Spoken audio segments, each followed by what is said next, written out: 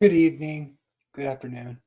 So whether you keep the Sabbath or not isn't what I'm dealing with here. I would just say the early church vindicated this against Marcion here. It's against Marcion, who was a antinomian, and against heresies. Book 4, chapter 8. I'll start at part 2, section 2. Listen to what Ireneus so beautifully said.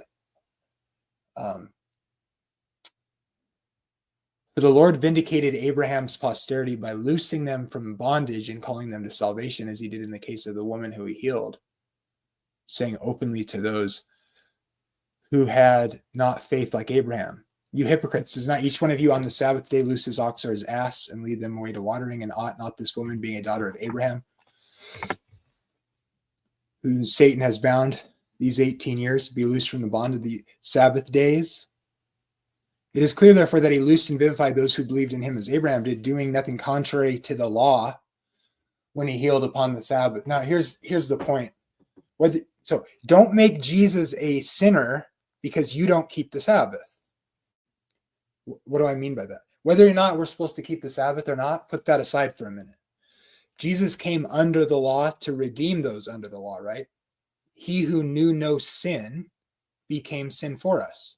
Are you going to say with anything else that he can break the laws? Wouldn't that be a sin? Was it a sin to break the Sabbath? They put a man to death for breaking the Sabbath under the Mosaic law, did they not?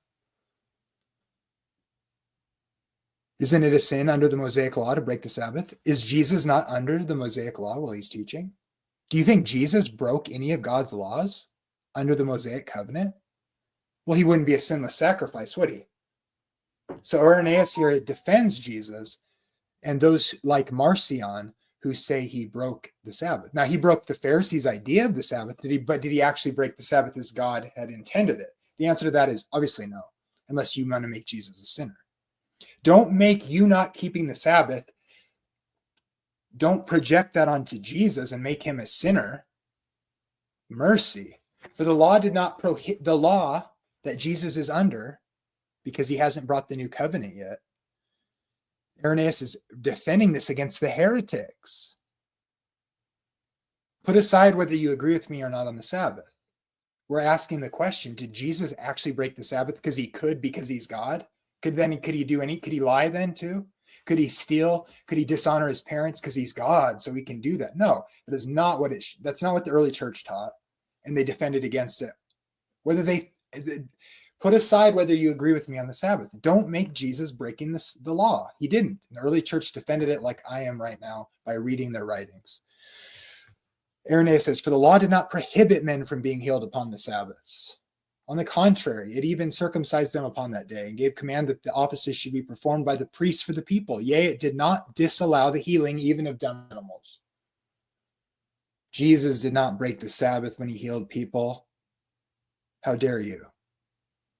Both at Siloam and on frequent subsequent occasions, and did he perform cures upon the Sabbath. It is okay to cure and heal on the Sabbath. And for this reason, many used to resort to him on the Sabbath days. For the law commanded them to abstain from every servile work, that is, from all grasping after wealth, which is procured by trading and by other worldly business. But it exhorted them to attend to the exercises of the soul, which consistent in reflection into addresses of a beneficial kind of their neighbor's benefit. To say healing on the Sabbath is breaking it is to be a Judaizer. And therefore the Lord reproved those who unjustly blamed him for having healed upon the Sabbath days. For he did not make void, but fulfilled the law by performing the offices of the high priest, propitiating God for men and cleansing the lepers, healing the sick, and himself suffering death, the exiled man might go forth from condemnation and might return without fear to his own inheritance. Again, the law did not forbid those who were hungry on the Sabbath days to take food lying ready at hand. It did, however, forbid them to reap and to gather into the barn, to procure wealth, to grasp after worldly wealth.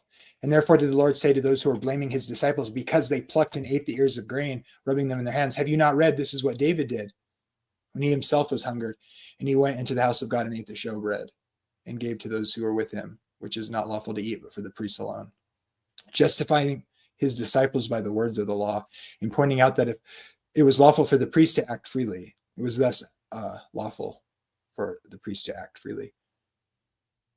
For David had been appointed a priest by God, although Saul persecuted him. For all the righteous possess a sacerdotal rank. And all the apostles of the Lord are priests, who do inherit neither lands nor houses, but serve God in the altar continually.